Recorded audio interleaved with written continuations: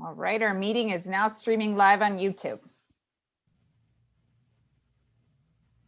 All right, well, hello everyone and welcome to the first CAC meeting of the new term year.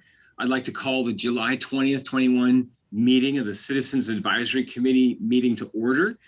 Per the governor's executive orders authorizing a local legislative body to hold public meetings via telephone conference and make public meetings accessible electronically to the public, this meeting is accessible through the OCTA CAC website, and members will be joining remotely to practice social distancing. We, of course, are hoping that our October meeting, we will be back together after a year and a half of otherwise meeting digitally. Will the staff liaison please read any public comments that were submitted by the deadline? Thank you, Chair Thompson and committee members. This is Christina Byrne, the CAC staff liaison and public outreach department manager. There were no public comments submitted. A teleconference notice was posted on the OCTA website approximately 1 week prior to the meeting today, inviting members of the public to submit comments on agenda items via email. We have several protocol announcements to go over regarding the teleconference meetings. As required by the governor's executive order, a roll call vote will be required for attendance and for agenda items that require action by the CAC. In addition, will OCTA members and staff please remember to mute your phone and only unmute when you're speaking. Please state your name for the record when you do speak, and feel free to have your camera on or off, whatever it makes you comfortable. And presenters, though, however, will have their camera on. Staff, please state for the record your name and job title. And for your information, the CAC meeting is being streamed on YouTube and has a 20-second delay from the live meeting. Please utilize the raise your hand and chat box feature if you have any questions. We'll be monitoring both. Thank you. Great. Well, thank you, Christina. I'd now like to take a moment to welcome the new members to the Citizens Advisory Committee. We have 8 new members joining the committee, which is probably the largest group that's been inducted yet. And to welcome each member, we'd like to ask each of them to briefly introduce themselves, including your affiliation. And we'll do that during the upcoming roll call attendance. Christina will state your name in alphabetical order, and you can introduce yourself at that time. And I'd like to introduce you to the names of those individuals, and then maybe if those individuals could kind of introduce themselves in that order. So we have Adam Wood, Ben Chapman, Dale Sofner, Daniel Soper, Jamie Federico, Marie Laviega, Meredith Chilami, and Pete Harden. So a huge welcome. Thank you for your service. And we hope you find it as fun as many of us have found it as well. So maybe just starting off at the top, Adam, go ahead, give us a quick 20-second introduction and then just cascade in that order. Great, thanks for having me here. Adam Wood, Huntington Beach resident, and I work for the Building Industry Association and the Building Industry Legal Defense Foundation. Lots of crossover between transportation and housing, so excited to join you guys. Great, Ben. Or Ben Chapman. I take it he's not here, so let's move on to Dale Sofner. Did I pronounce your last name correctly? No, Dale. Oh, it's Daniel Soper. Close enough. Okay, well then there's also Daniel Soper. Okay, so there's a Dale Sofner and now it's a Daniel Soper. So please go ahead. Hey everyone, pleasure to be here. My name's Daniel Soper. I'm a professor of information systems and decision sciences at Cal State Fullerton. I live in Placentia and am an avid user of the Orange County's public transit system. So I'm very pleased to be here and to join you in serving on this committee. So thank you. Awesome, thank you. Welcome aboard. Jamie Federico. Good afternoon, everyone. I'm Jamie Federico. I serve as the mayor of the city of Dana Point. I was elected to the Dana Point City Council in 2018. I am My day job, I'm a retired Marine Corps officer, and I have a small real estate development and general contracting company. Welcome. Awesome to have you. Marie Laviega.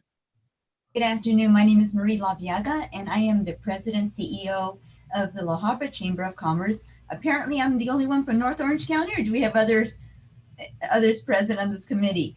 But it is my honor to be here and to have some input with regard to our business community. Thank you. Great. Welcome. And Meredith Chillamy. Good afternoon. My name is Meredith Chillany. I'm a resident of Laguna Niguel.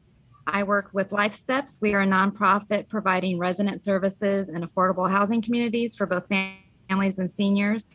And I also serve on the county's senior reporting to the board of directors on older adult issues. I'm really happy.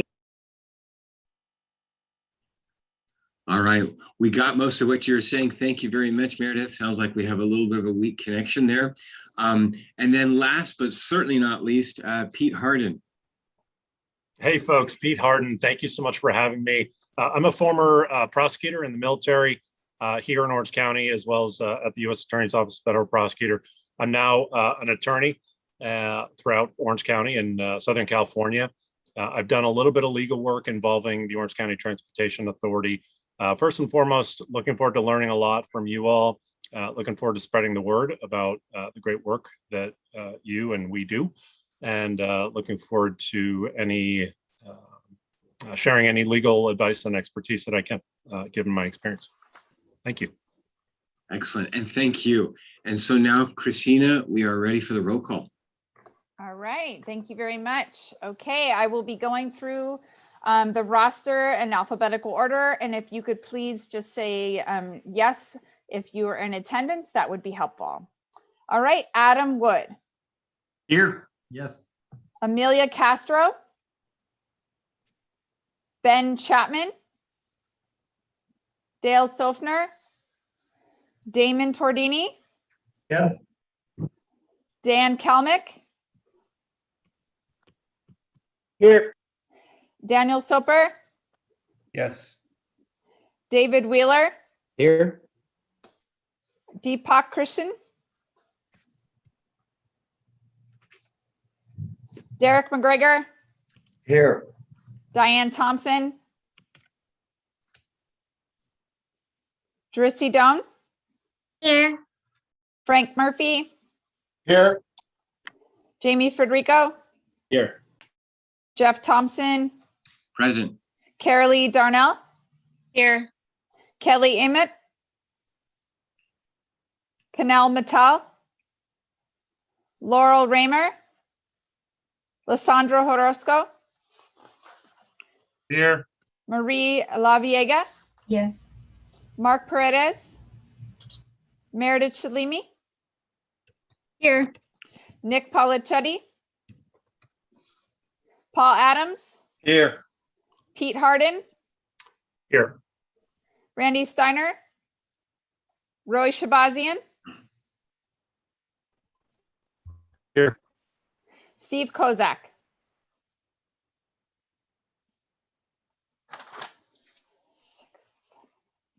Let me just read count real quick.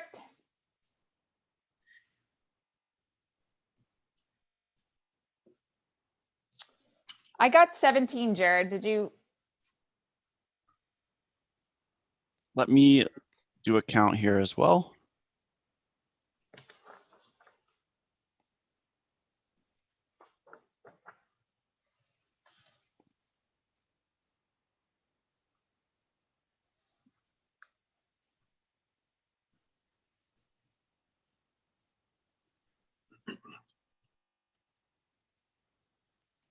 I'm getting that as well, Christina. Okay, so we do not have quorum. 18 is a quorum.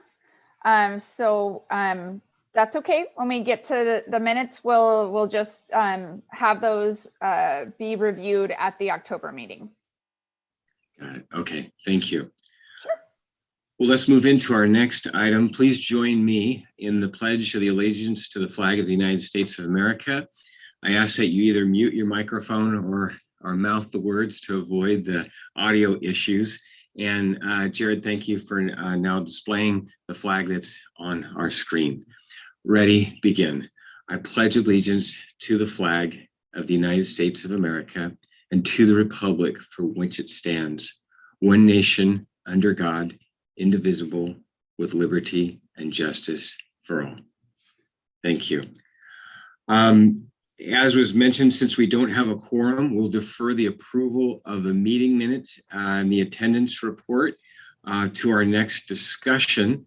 So now, shall we shift Christina to our next item? Yes, please do so.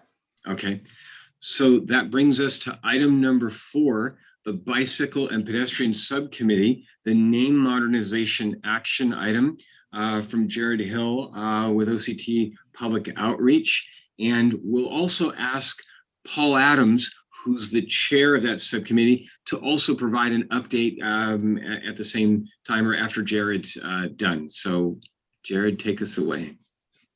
Perfect. Thank you, Chairman Thompson. And like Christina said, since we don't have quorum, we can discuss this item, but any action item we would need to defer to a later meeting.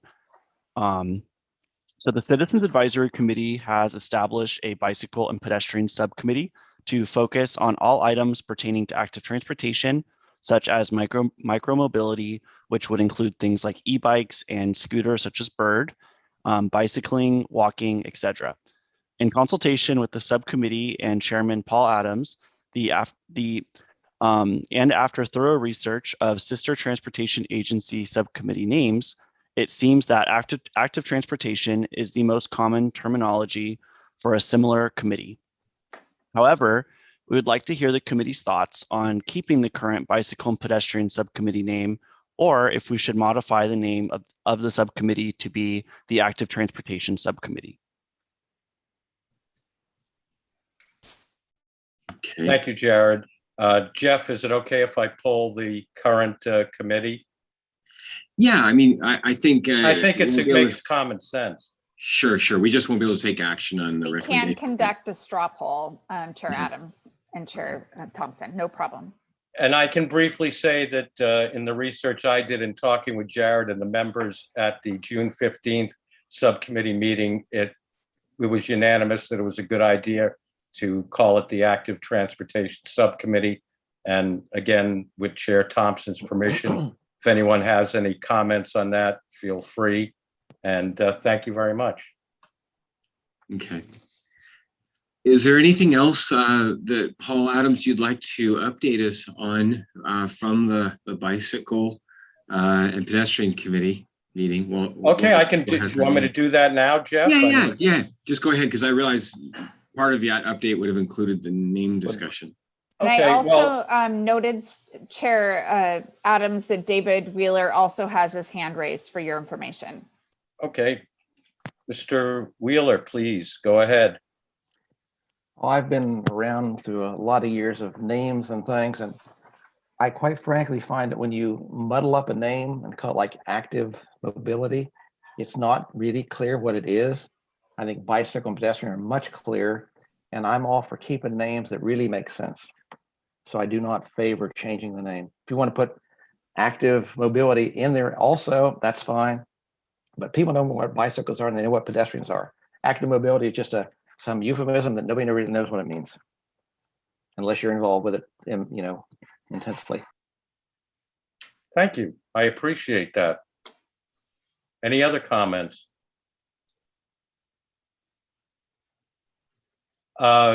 Chair Thompson, do you want to take a quick straw poll, or I'd leave that to you? Yeah, since we don't need to do a roll call vote, perhaps what we could do is maybe use our toolbar to vote, if that's something that seems permissible by staff. Are you suggesting that in the chat people put their comments, or I don't know that we can actually do a poll at this point, Jared, if that's something that you can create that quickly. No, what I was thinking of doing is if we could use under the reactions tab. Oh, I see. Thumbs up, and then we just count the number of thumbs up. All right. So Paul, could I'm you? not sure how quickly they disappear. Okay. I hear Jared's fast at counting. We'll see how he does.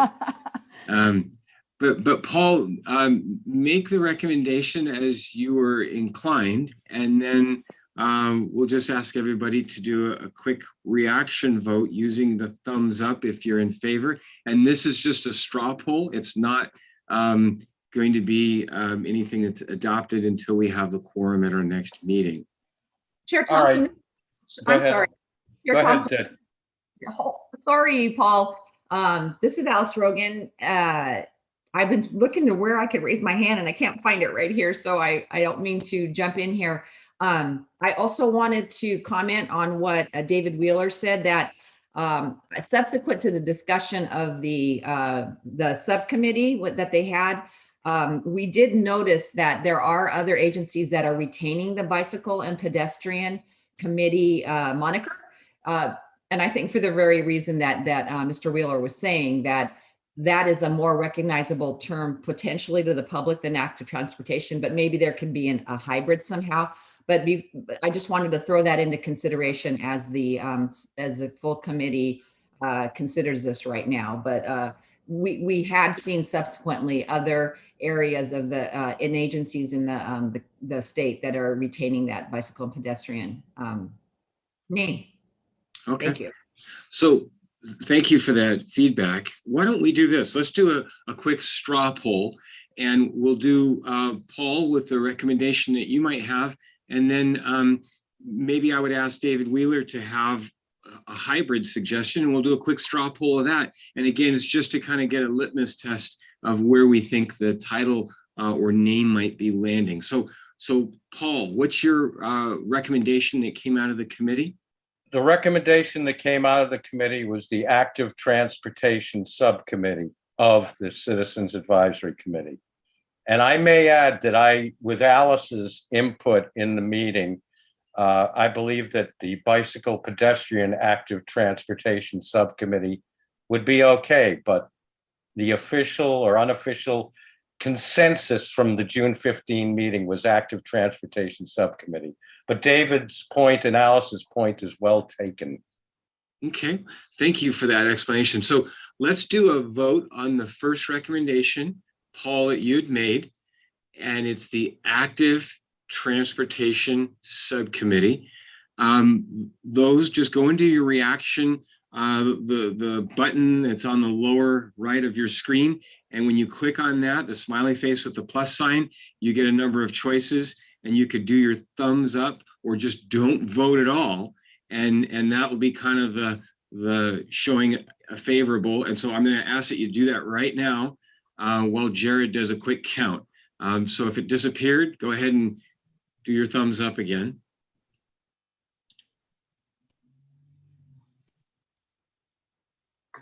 Okay, now we'll move into the second option.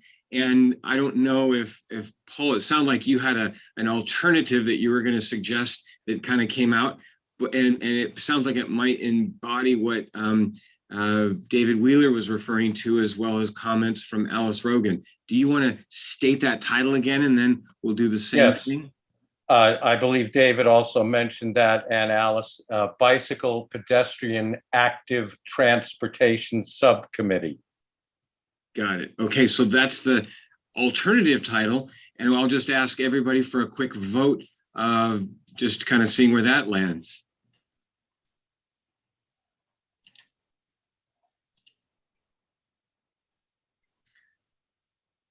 I feel like I'm on Facebook. There's a lot of thumbs up. Okay, Jared, did you get your count? I did. Yeah, the very first option got to 5 and the second one peaked at 12. Okay, great. So we kind of have a sense of that.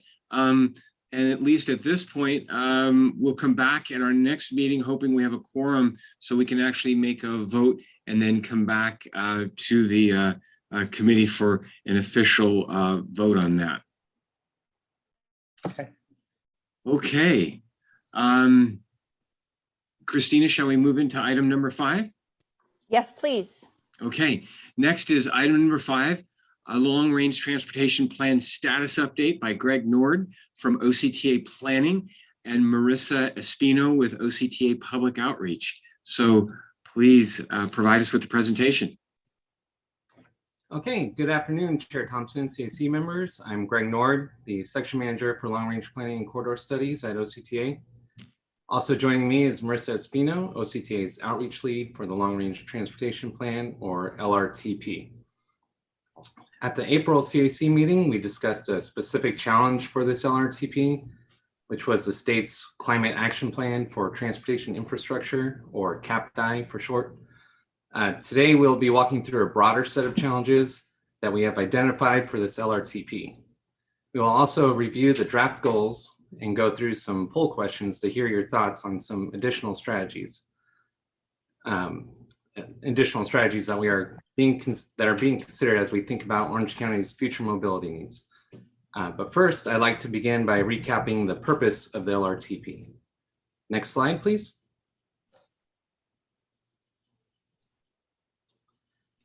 OCTA updates the LRTP every 4 years to evaluate how well current plans and policies address projected travel needs. Also to identify new strategies to study and develop, and to define Orange County's projects in the regional transportation plan developed by the Southern California Association of Governments. This ensures that our projects are eligible for state and federal funding and can proceed through the project development process. In developing the LRTP, OCTA considers stakeholder input, how much funding can be expected through the plan's horizon year, OCTA's current commitments to services and projects, forecasted demographic changes, and key issues that will likely influence travel behavior and planning decisions. Today, we'll start by taking a look at OCTA's current commitments. Next slide. So if you boil it down, OCTA has two core functions: delivering the OC Go or Measure M2 program and providing safe and reliable transit service. As reflected in the Next 10 plan for OC Go that was approved in April, OCTA is committed to delivering 18 freeway projects, funding local street and road improvements and maintenance of signal coordination, funding Metrolink operations and station improvements, beginning the OC streetcar operations, enhancing mobility for seniors and persons with disabilities, supporting local transit circulators and seasonal shuttles, and managing the environmental cleanup program. OCTA is also Orange County's primary transit operator, and in 2019, OCTA was operating about 59 bus routes, access paired transit service, as well as the OC Flex on-demand shuttle service. While service levels have been reduced due to the pandemic, OCTA is working toward returning service to pre-pandemic levels, though it may look a little different, and I believe this will be discussed later in the agenda under the bus system restructuring item. I should also note that OCTA is committed to converting the bus fleet to 100% zero-emission buses by 2040, and that we have pilot projects underway to test 10 hydrogen fuel cell and 10 battery electric buses. Finally, OCTA is also part of joint powers authorities that govern the Metrolink rail service, and separately the Los Angeles, San Diego, San Luis Obispo, or LOSAN rail corridor agency, which operates the Pacific Surfliner intercity rail service, and LOSAN is also administered by OCTA. So ensuring that all these core functions are delivered will make up a substantial portion of the LRTP. However, some additional solutions may be needed to address increasing travel demand. Next slide.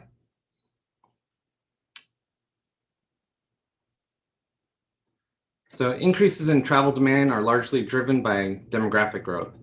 And as we look out to 2045, current projections indicate a 9% growth in population, which is like adding the population of San Luis Obispo County into Orange County. We also see a 12% growth in employment, but only a 9% growth in housing, which indicates Orange County will continue to be a job-rich county, and we are likely to continue to see growth in the number of workers commuting into Orange County from surrounding areas. This presents a challenge as beyond the OC Go freeway projects, few opportunities for freeway lane additions will be available. and this is primarily due to the lack of available right-of-way remaining in the freeway corridors. Next slide. So the issue I just touched on is captured at the top of this list of key challenges as growing travel demand and limited land. Other key challenges identified for this LRTP include evolving travel trends, such as the decline in transit ridership we've experienced over the past 10 years, and the potential for new trends to emerge. For example, as we come out of the pandemic, we will track new trends regarding work from home rates. Additionally, trends may emerge as new technologies become more widely used, like the influence of e-bikes on active transportation trips. We have also seen increasing climate-related risks to travelers and transportation infrastructure, which includes higher frequencies of wildfires, coastal and inland flooding, and extreme heat days. This challenge is also intended to acknowledge the ambitious goals of the state to significantly reduce greenhouse gas emissions. Moving down the list to the changing funding outlook, the state's CAPTI funding strategy that I mentioned earlier and that we discussed back in April. This is looking to prioritize funding for projects that help achieve the statewide greenhouse gas emission reduction goals. Another significant change is that our OCGO local sales tax measure, which makes up approximately 25% of the 2018 LRTP funding projections, is scheduled to sunset in 2041, which will reduce the amount of locally generated transportation funds available in the future. Finally, and importantly, OCTA understands the need to provide transparency regarding equity in our activities. And part of this challenge is to ensure that the voices of those most in need are heard and meaningfully addressed within the LRTP. Next slide.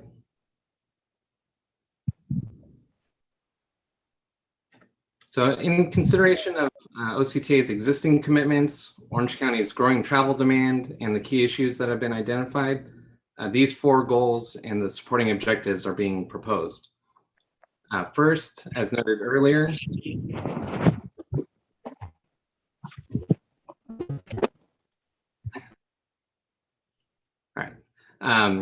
first, as noted earlier, delivery of OCGO and provision of safe and reliable transit service will be core elements of the LRTP.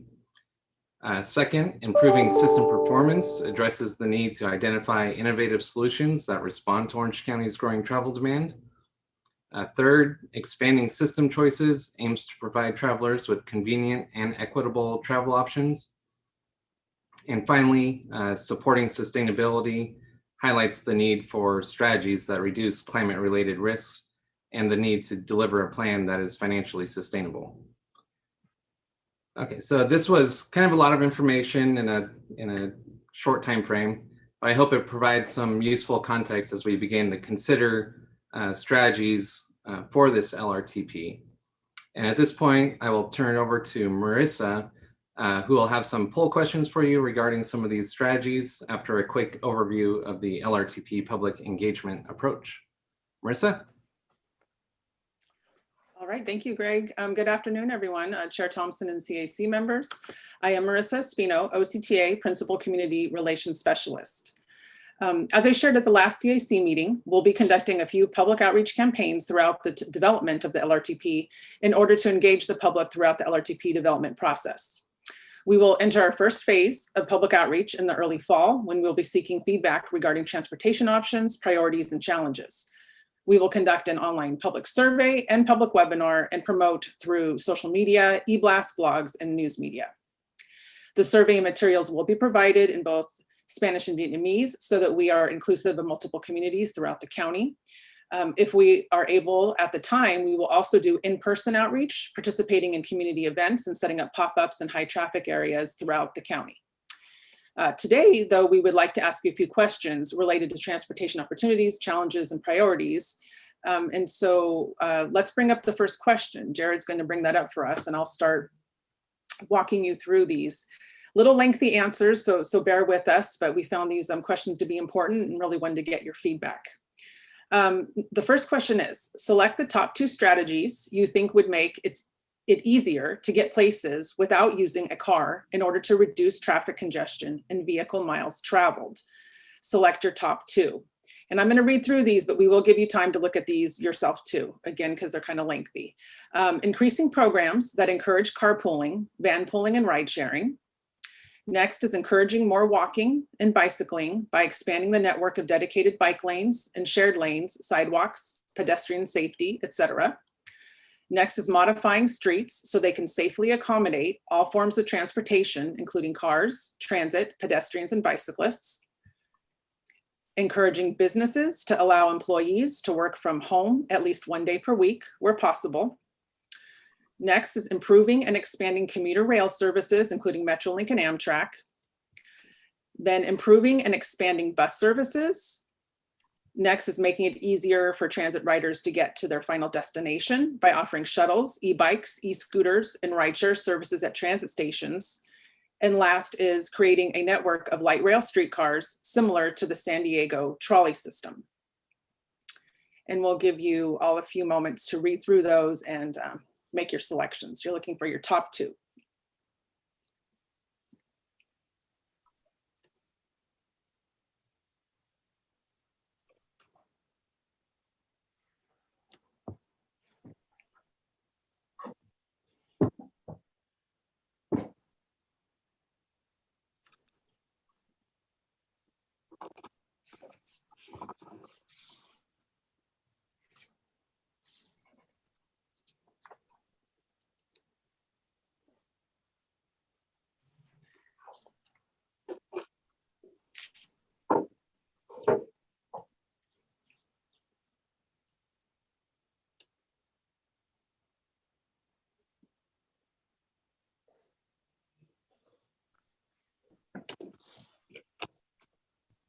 We have about 16 participants thus far. Marissa, just let us know when you want us to stop.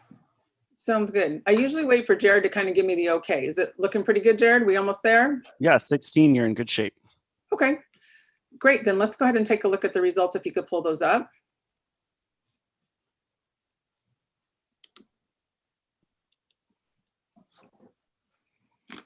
All right, let me scroll through here a little bit. So 44%, we have a couple ties too. So 44%, it looks like that's our highest selection here. So making it easier for transit riders to get to their final destination by offering shuttles, e-bikes, e-scooters, and rideshare services at transit stations. So some definitely an active transportation focus. The other, really, we have the 39, 33, and 33. I'm going to mention all of these. So at 39%, we had encouraging businesses to allow employees to work from home at least 1 day per week. So the remote work. And then the 2 other high ones are encouraging more walking and bicycling by expanding the network of dedicated bike lanes and shared lanes, sidewalks, and pedestrian safety, and creating a network of light rail streetcars similar to the San Diego trolley system. So many of these are related to, most of these answers are related to transit or to active transportation. Does anybody want to share why they picked what they did and what they saw was important?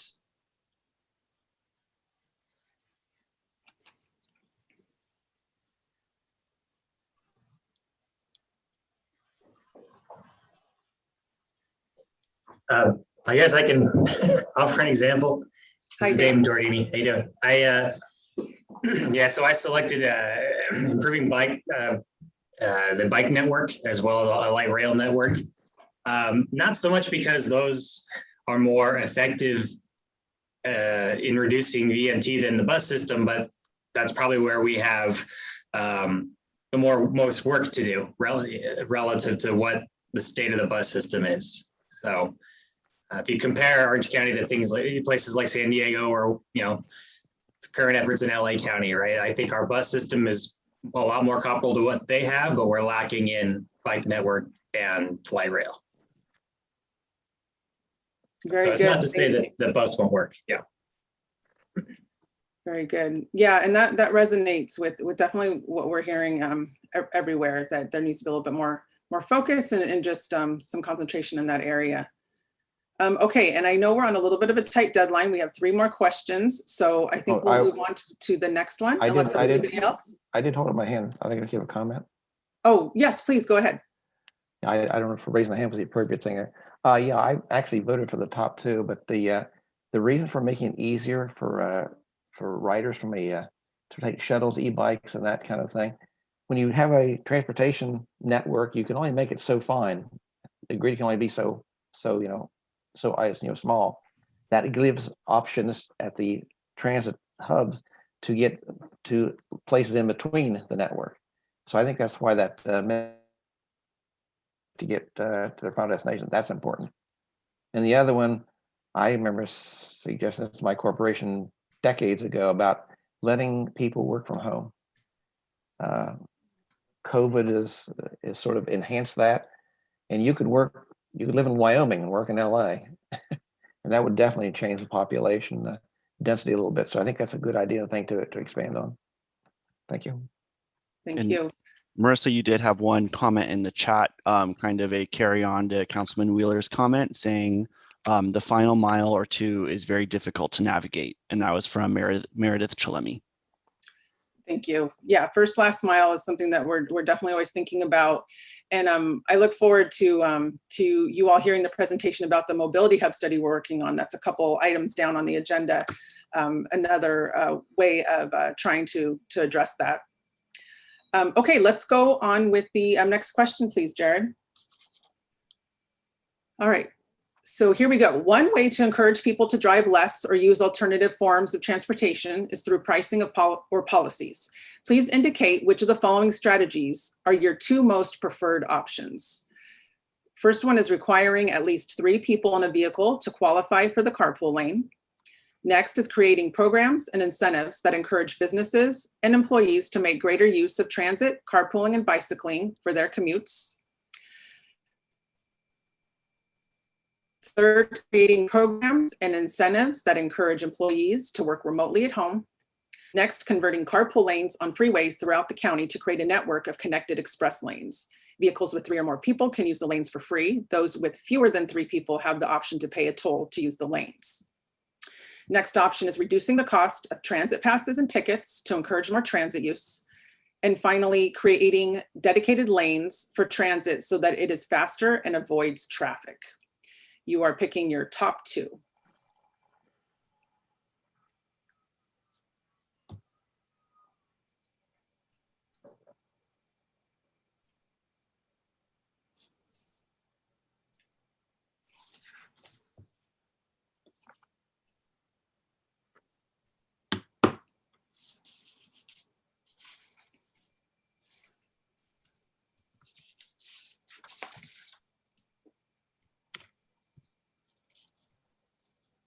Let this get up to 15 or 16 or so, and then we'll close it out.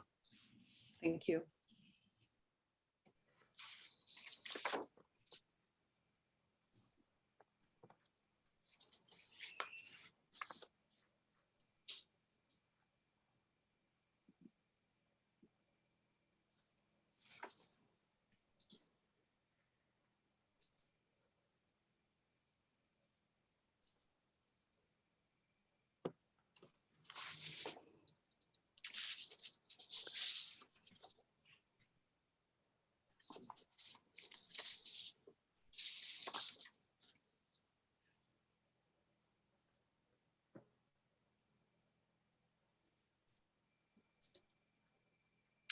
All right, thank you, Jared. Let's see, it looks like the top pick was creating programs and incentives that encourage businesses and employees to make greater use of transit, carpooling, and bicycling for their commutes. And then we have at 50%, creating programs and incentives that encourage employees to work remotely. That pops up again. And then at 44%, creating dedicated lanes for transit so that it is faster and avoids traffic. All right, thank you for your input. Anybody care to share or comment on this particular question and these selections? This is Lissandro Orozco. Just a quick comment. I voted for creating dedicated lanes for transit so that it is faster and avoids traffic. Ultimately, you can incentivize transit, the existing system we have, as much as we can, making it free or whatever encouragement we can do through our jobs. But if transit does not compete with vehicles in terms of commute time, not necessarily beats it, but is comparative to commute times with a car, it will never have the ridership that we would need it to actually work well. That's my comment. Very good. Thank you, Alessandro. Okay, any other comments before I move on? All right, let's move on to the next question.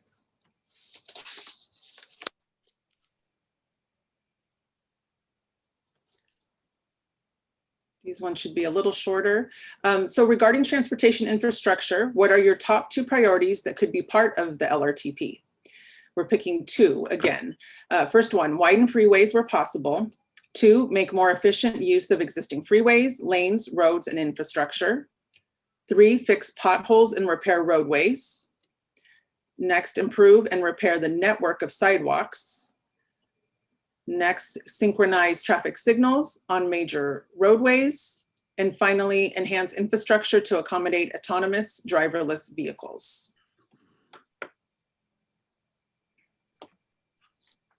Can I ask, what does make more efficient use of existing freeways mean? It's kind of like, okay, but what's it mean?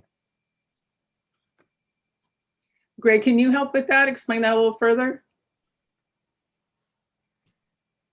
Oh, did we lose Greg?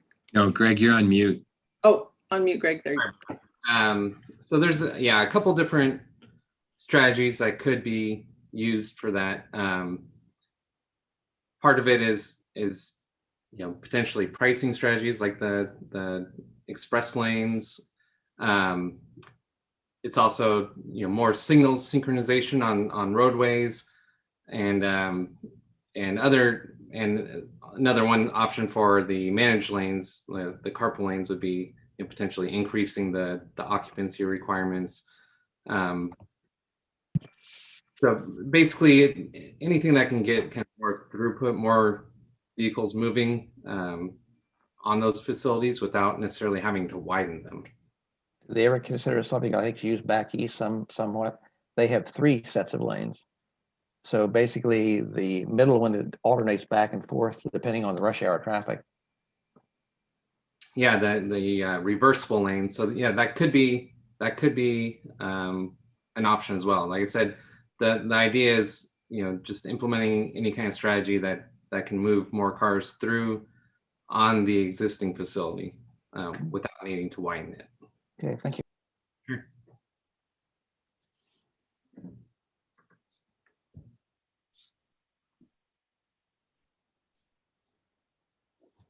All right, I think we should be pretty close here. Yeah, just wrapping up.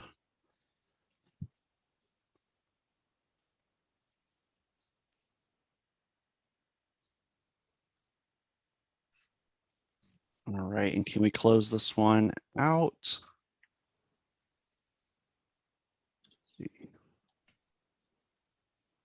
Okay, we have a tie. So the top 2, make more efficient use of existing freeways, lanes, roads, and infrastructure, and synchronize traffic signals on major roadways. There's really not much. So behind that is improve and repair the network of sidewalks, and then enhance infrastructure to accommodate autonomous and driverless vehicles. Anybody care to expand on the synchronizing the traffic signals on major roadways, or the other top one? If not, we will move on. I know we're beyond our 15. Oh, you have one hand raised. Yeah. Oh, yes, go ahead. I don't mean to comment on everything, but opportunity arises here. Before I was a councilman, I sat on the traffic commission for 2 years. And one of my first questions was the director that was about the roads. And I learned that a lot of the roads, at least in Laguna Hills, where I'm a councilman, the major roads, Alicia, La Paz, Moulton, they are synchronized. And when you have synchronized traffic, it moves much, much faster. And we're synchronized then at the points to leave our city with the next city over. And that's really, really a very, very effective way to do things. Yeah, efficiency is key for sure. Thank you for that. And as we kind of noted, those two that ranked at the top there are somewhat related as well. The synchronized traffic signals is a little more specific, but yeah, it would kind of fall into that other category as well, I think. Okay, very good. Let's move on to the final question, Jared.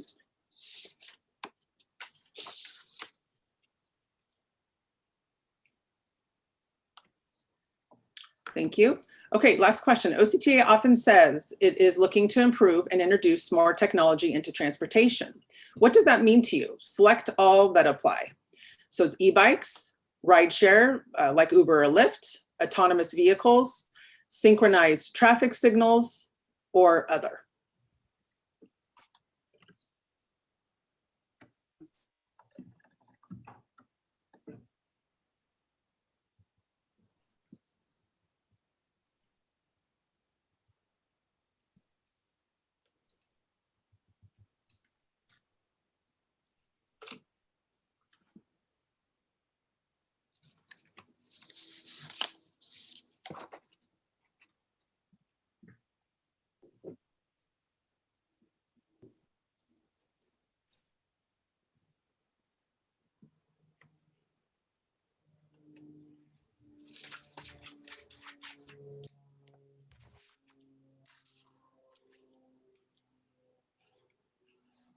Mr. Wheeler, was your hand raised now, or was this carryover from the previous question? Oh, that's for previous thing. Sorry. Okay, perfect. I'll put it in.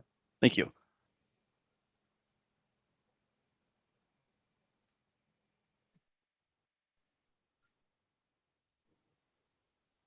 All right, are we almost there? Yeah, just wrapping up. Just give it a few more seconds and I think we can close it out. Thank you.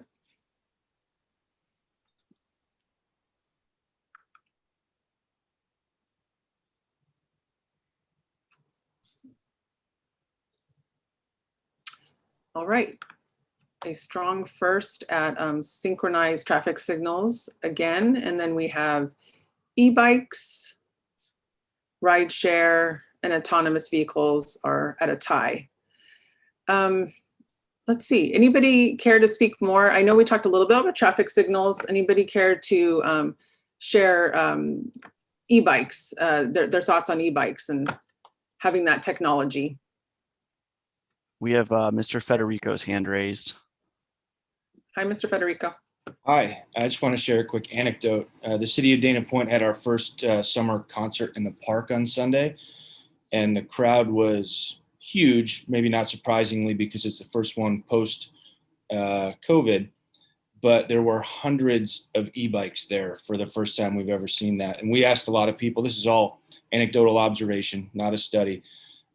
We asked a lot of people that were there on e-bikes if they'd come before, and they said, no, a lot of times they stayed away because parking is difficult at those concerts. But now that they have e-bikes, people ride them a lot further than they might. So something that I think we really need to consider is how those do tie in and where people are going with them and accommodating them on the roads. So yeah, I think they're here to stay, and people really are using them for transit and not just for leisure. Wow, very good. Hundreds, that's a lot. I mean, that's a big group of people. Carolee, I see that you raised your hand.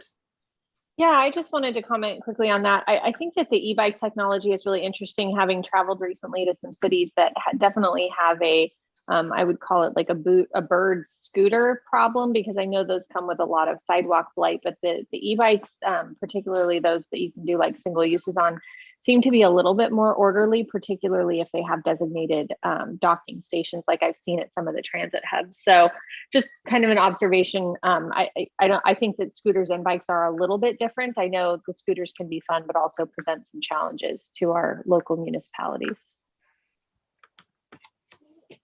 Very good. Thank you so much for sharing. All right, I think I'm going, unless there's anyone else. Oh, Damon, did you raise your hand? Yeah, sorry, I just had one really quick question. I think there's been a lot of examples in the past of OCTA announcing traffic signal synchronization as a project, to the point where I've even had people ask me, like, didn't you guys do that before? Are there like specific technologies that OCTA, has been looking at that we haven't done in the past, or are there different types of signal synchronization that we could describe to people that as a project? Or yeah, so I can dip into it a little bit, but we have other experts within the agency. But the signal synchronization program, we're still implementing corridors throughout the county. It's a competitive program that the cities and local jurisdictions bid on or submit applications for.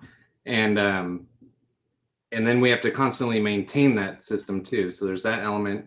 And we're always looking at the latest technology that's available out there as well. So we're trying to upgrade these and get them so that they work together, and try to find technologies that we think will have the longest lifespan out on the road.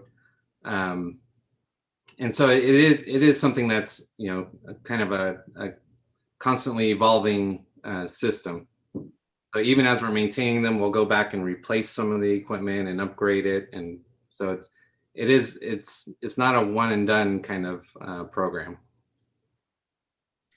Thanks. Sure. All right, I think that is all the questions I see right now.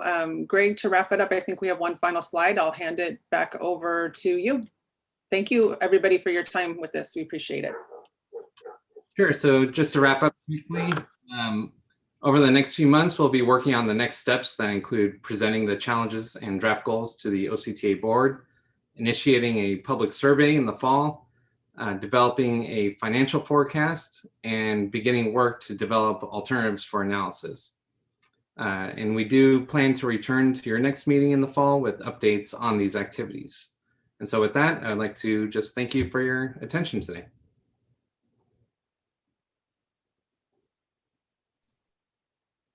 Great. Well, thank you. With that, that brings us to item number 6, South Orange County Multimodal Transportation Study update by Warren Whitaker from OCTA Planning and Marissa Spino, who's going to be a star by the end of the day with OCTA Public Outreach.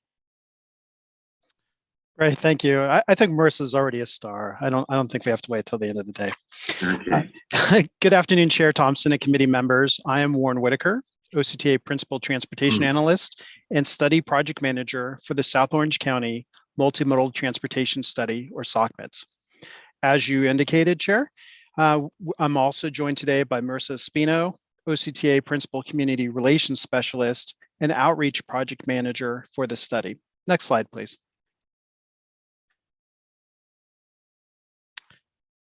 You saw a similar slide to this in Greg's presentation on the LRTP, but this gives an opportunity to show how studies like SOCMITS integrate into those.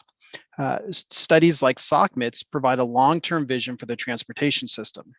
This study in particular will develop a vision that looks out to the year 2045 and beyond by engaging with stakeholders, analyzing transportation issues and opportunities, and ultimately identifying the locally preferred strategy. Once a locally preferred strategy is approved by the OCTA board, study recommendations can be considered in OCTA's long-range transportation plan and SCAG's regional transportation plan. Projects can then be added to the Federal Transportation Improvement Program to fund project-level studies and ultimately implementation. Slide, please. 3, please. As illustrated, the study area is generally south of State Route 55 to the San Diego County line. This is the same area that was studied back in 2008 as part of the South Orange County Major Investment Study. Most of the recommendations from the 2008 study have already been implemented or are underway, including the completed carpool lanes on I-5 between San Juan Capistrano and San Clemente, and the current construction project that is adding lanes to I-5 between State Route 73 and El Toro Road. Other notable changes since 2008 include downscaled growth projections for population and employment, a decline in transit ridership, the introduction of transportation network companies, OC Flex, and Measure M community-based transit circulators, as well as widespread use of navigation and traffic apps. More recently, Public health directives in response to the COVID-19 pandemic have impacted travel, economic activity, and transit service, but the long-term impacts may not be known for some time. We also need to consider requirements to analyze greenhouse gas emissions and vehicle miles traveled, as well as emerging technologies like autonomous vehicles. Slide 4, please. This study is being completed in 3 phases. The first phase was completed last calendar year, which resulted in documenting transportation issues and opportunities, developing a purpose and need statement, and identifying a set of strategies addressing the purpose and need. Phase 2 is underway. Here, we're analyzing the phase 1 strategies and then recommending a reduced set of multimodal alternatives. Then in phase 3, we'll evaluate the reduced set of alternatives and recommend a locally preferred strategy. We plan to start the 3rd phase this summer, and it's our goal to complete the entire study by late 2021. Slide 5, please.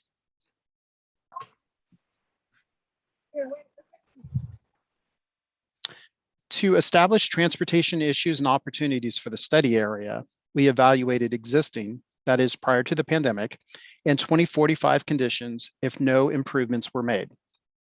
Looking first at the automobile travel mode, we have identified several key issues. Recurring congestion on highways, but with distinct variations between weekdays, weekends, and throughout the year, and local arterials experience congestion as well. Looking at transit, the relatively low density land use patterns in South County make accessibility by transit challenging. As a result, transit service operates with less frequency as demand is low. Shifting to active transportation, despite a robust biking and walking network, critical gaps in the network remain. Additionally, the roadway network, topography, and long distances between land uses limits the viability of active transportation for many routine trips. Safety is also a concern, especially when cyclists or pedestrians need to negotiate fast-moving traffic. Travel demand management, or TDM, looks at ways to reduce vehicle trips, especially during peak periods. We have all become near experts with remote work and virtual meetings. These types of strategies are especially important for South County, given the long distances commonly traveled and the limited transit options. Slide 6, please.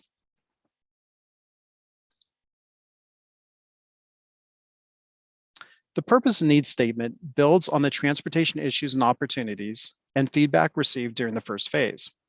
Namely, identified needs, that is in the blue boxes, include making alternatives to driving, like transit, bicycling, and walking, more convenient and accessible, decreasing the overall number of trips, principally vehicle trips, made each day, and especially during peak periods, protecting the environment and preserving our transportation infrastructure in a state of good repair, adapting to new transportation technologies and services. For each study need, several purposes which respond to those needs have been identified. The purpose and need statement is used to develop and evaluate strategies and alternatives considered in the study. Next slide, please. This slide provides examples of strategies that are being evaluated on their ability to address the purpose and need. These strategies span from addressing bicycle and pedestrian safety improvements to establishing mobility hubs that improve first, last mile connections between transit services and major activity centers. Likewise, strategies to get more use out of existing roadway capacity through existing and emerging technologies are being considered. Finally, we've seen dramatic changes in traffic through the course of the pandemic. Can I ask you to expand on that one you just mentioned? You said entrance and exit strategy. Can you repeat that one more time? I'm not sure that I caught your question. You just mentioned something about exit and entrance strategies, I believe. Okay, since I have my notes, I'll make sure that I was clear on what I said. Likewise, strategies to get more use out of existing roadway capacity through existing and emerging technologies are being considered. Okay. So to elaborate on that a little bit, I believe Greg addressed some of these in, I think, the previous question. So some of the existing technologies that Greg kind of highlighted, there could be things that are both technology-based as well as somewhat policy-based. So those what are commonly called managed lanes, which could be carpool lanes or express lanes. So like the 91 express lanes.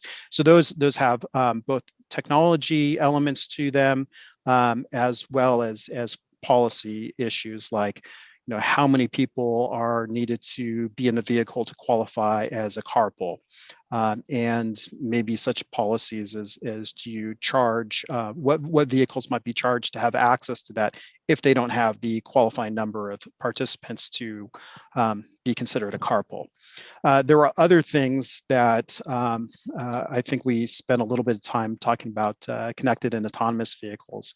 And so those would be more on the emerging technology side, where it's both the ability of vehicles to talk to other vehicles, to ensure safe spacing.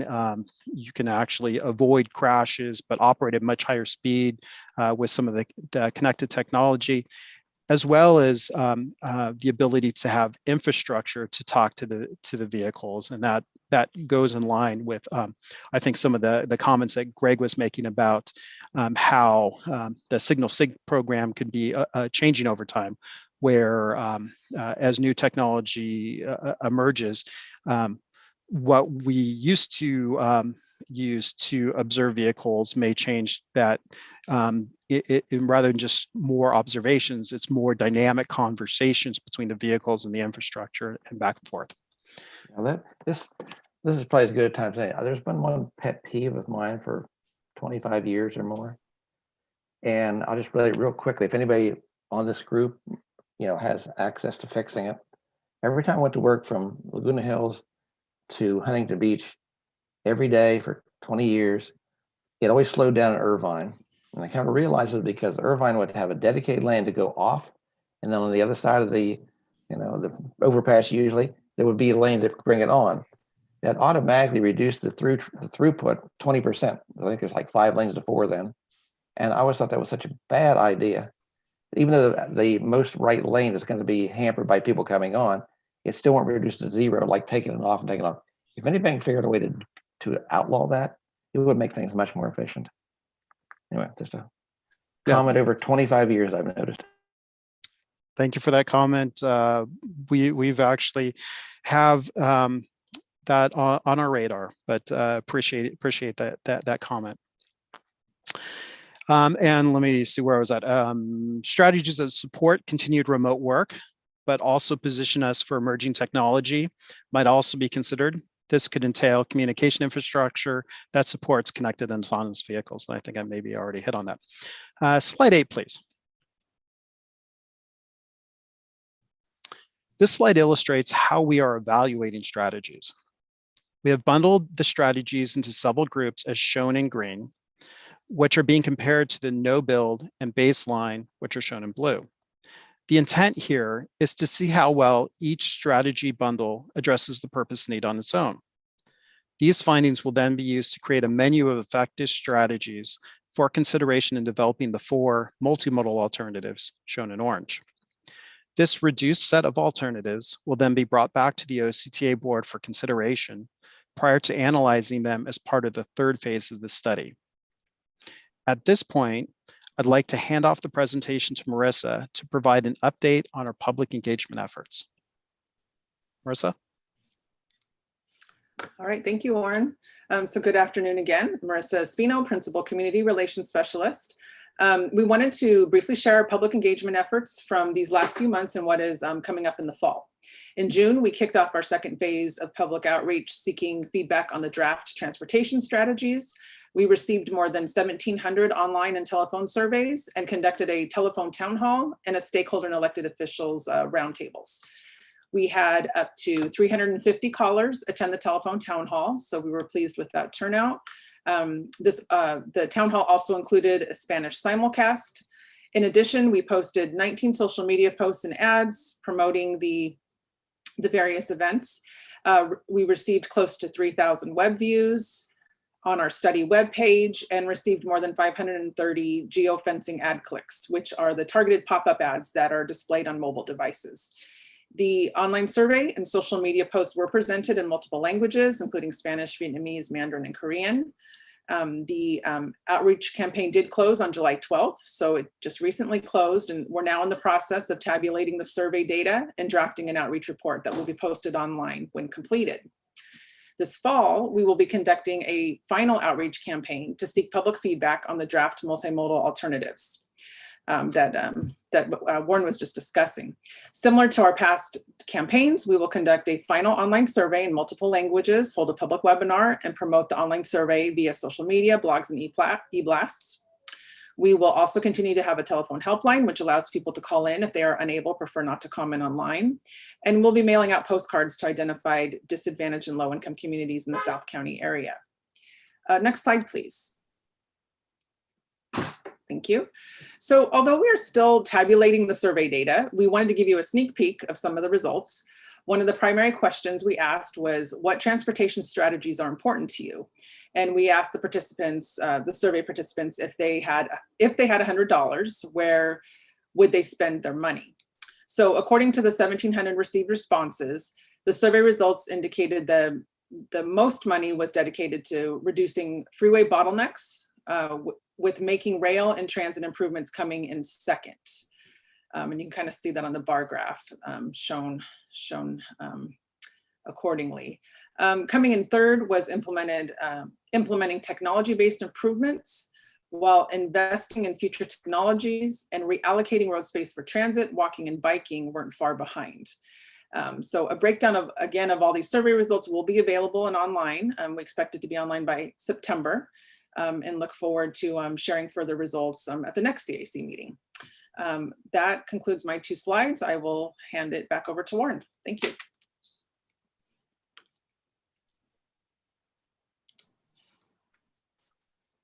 Right, thank you, Marissa. And we can go forward 1 slide, please. Okay. Over the next several weeks, we'll review the results of the initial strategy performance analysis and input from partner agencies and the public on the strategies and ways to combine strategies into multimodal alternatives that address the purpose and need. Results of the screening and the proposed set of multimodal alternatives, along with public and partner input, will then be presented to the OCTA board in September as we pivot to phase 3. Again, we're aiming to complete the study by the end of the calendar year with a consensus-based, locally preferred multimodal strategy.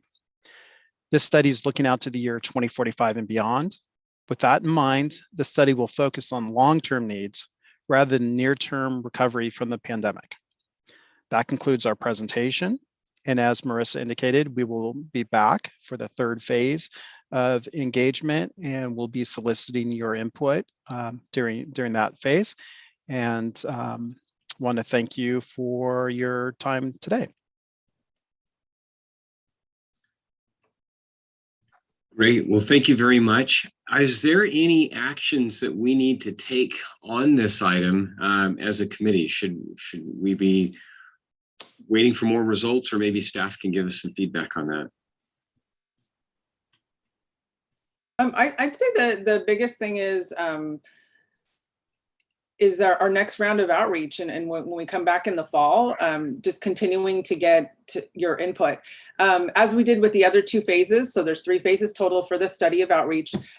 We've worked with the CAC and our other committees to help spread the word, and we will do the same thing for the next one.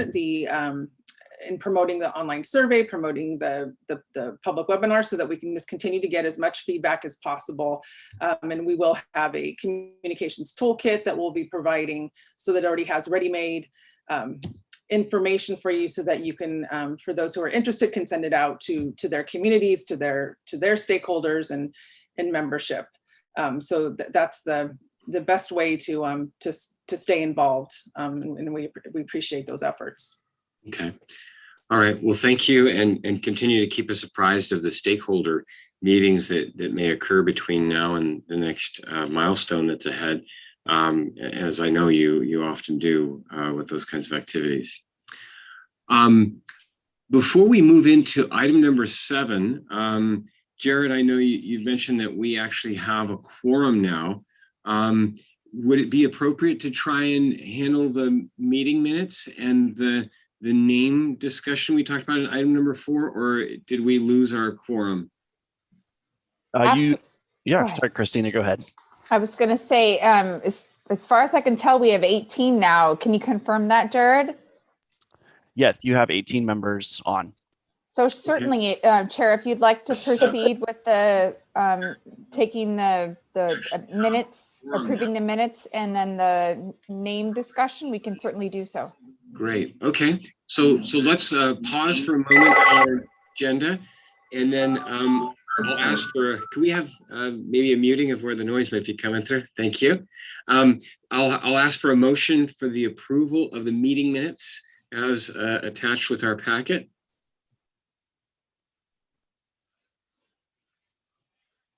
I'll make the motion. This is Lissandra Orozco. Okay. Second. All right. We have a motion by Lissandro and a second by Carol Lee. We'll call for the roll call vote then by Christina. Thank you, Chair Thompson. Adam Wood. I'll abstain. Amelia Castro. Ben Chapman. Dale Sofner. Damon Tordini. Yep. Dan Kelmick. Aye. Daniel Soper. Abstain. David Wheeler. Aye. Deepak Christian. Derek McGregor.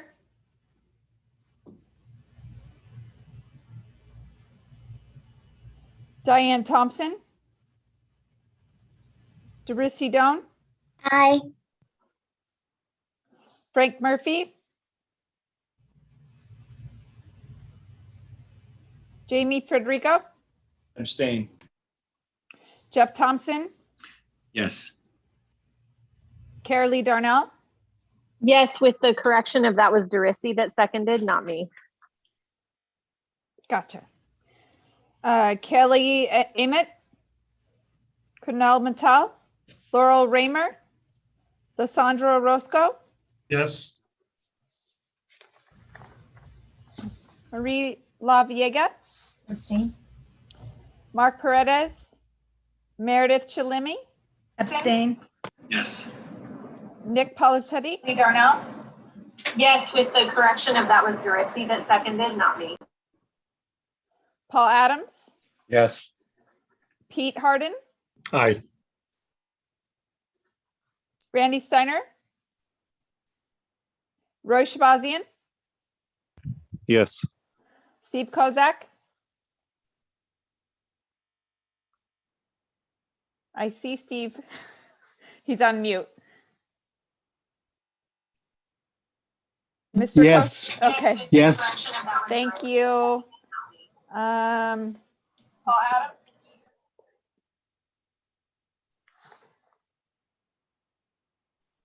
Paul, you're You have muted.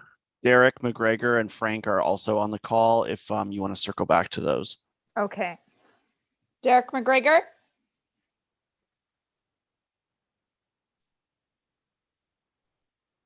Is Derek on mute? I can't see. He is Yep, on mute. I was on mute. Okay. Yes? Yep. Okay. And who was the other? I'm sorry, Jared. Mr. Frank Murphy. Mr. Murphy? Who's also on mute.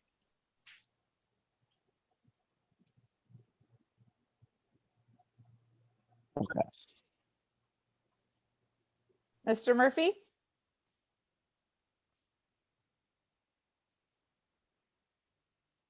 Okay, motion passes. Okay. All right. So we got the approval of the meeting minutes from our last meeting. We had talked under item number 4 about a potential name change for the bicycle and pedestrian subcommittee name. And we did 2 straw votes. I'm going to go back to Paul Adams and ask him to make a motion for the more popular straw vote, if that's appropriate. And then we can go for a second. Paul, would you like to jump in here? Yes, so thank you, Chair Thompson. I hereby make a motion to change the name of the CAC Bicycle and Pedestrian Subcommittee to the CAC Bicycle and Pedestrian Active Transportation Subcommittee, effective immediately. Great. Second, Federico. All right. And Jamie Federico has also seconded that. Let's call for the roll call vote. Christina Byrne, please. Adam Wood, Aye. Amelia Castro, Ben Chapman, Dale Schofner, Damon Tordini. Nay. All right. Dan Kelmick, Aye. Daniel Soper, Yes. David Wheeler, Aye. Deepak Christian, Derek McGregor, Yes. Diane Thompson, Derisi Doan, Aye. Frank Murphy,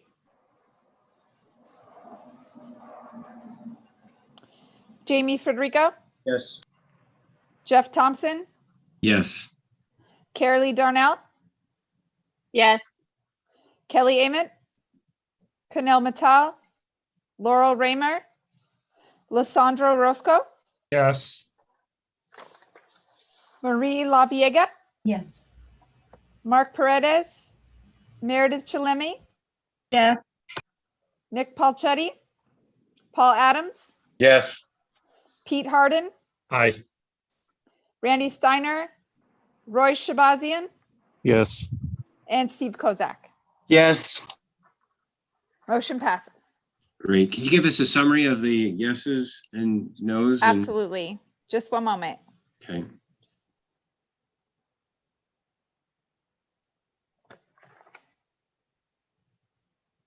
$16 yeses, 1 nay. Okay, thank you. And I assume this is an action that goes before the board for final approval? Or is it, do we have the authority to just make that change without the board? You have the authority. Okay, wonderful. Well, let's move then into item number 7, the Mobility Hub Strategy Study Update from Sam Sharvini with the OCTA Planning, and our favorite, Marissa Espino with OCTA Public Outreach.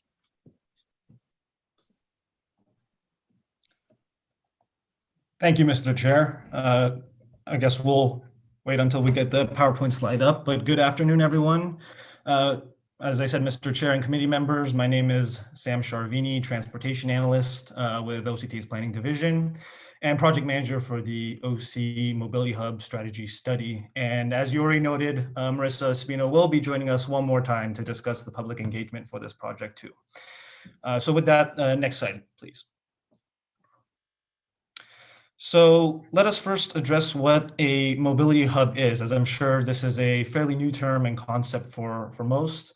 Mobility hubs are generally referred to as locations where transportation options are brought together and integrated into a unified system that enhances the connections between these various services, improves the efficiency of the overall transportation network, and ultimately creates a user experience that aims to reduce some of the challenges and stresses we experience with travel. With these key considerations, mobility hubs can sometimes evolve into their own destinations as gathering places that attract travelers and users for the very environments that they themselves end up creating. Next slide, please. Now, mobility hub design is extremely key to the success of any mobility hub network or concept. And since they are meant to be both unique and consistent, it places a certain responsibility on the branding and information that can be found at each and every one of these hubs, and thus making it rather unlikely to find a hub that does not integrate either information and or branding into its design. From there, most hubs tend to revolve around rail stations or key bus stops as a way of providing further connection to and from these modes. That is why it also makes sense to include either park and ride services or dedicated spaces for dropping off and picking up passengers at many of these sites. However, sometimes smaller sites may emphasize a particular mode, such as bikes or scooters, and might not actually include as wide a mixture of services as other major mobility hubs that might be situated at rail stations or major bus stops. And this leads to the fact that mobility hubs are generally designed to utilize interchangeable components in a manner that allows them to be customized for varying needs and environments found across local communities, while still providing that sense of brand recognition across a larger network regionally. For instance, a mobility hub situated along the coast of a beach city could have a focus providing active transportation services and might not be even situated near a transit stop.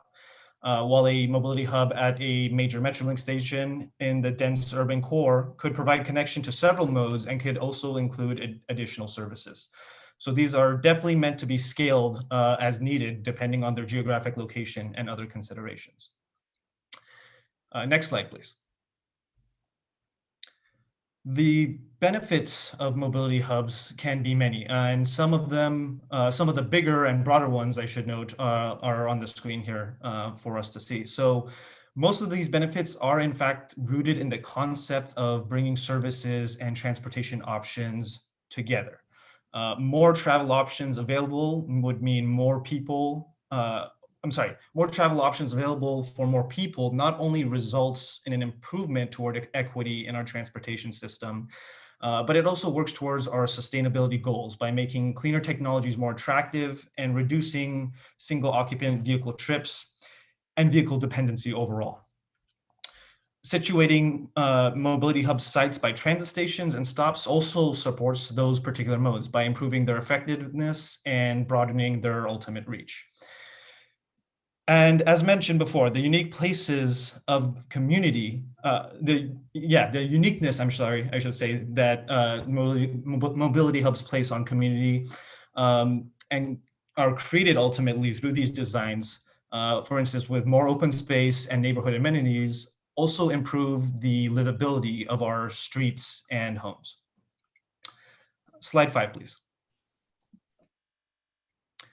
Now, although mobility hubs are a bit of a newer concept, there are already many examples both internationally and within the United States, and even particularly locally within Southern California.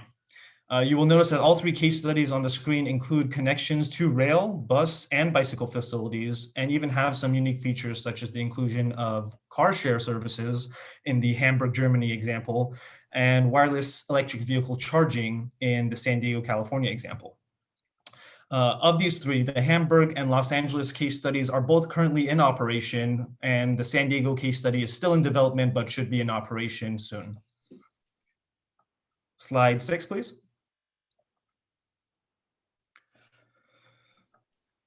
As OCTA's first project focused on mobility hubs, this study is really an initial step towards envisioning what mobility hubs in Orange County could potentially look like and how the region could benefit from their implementation.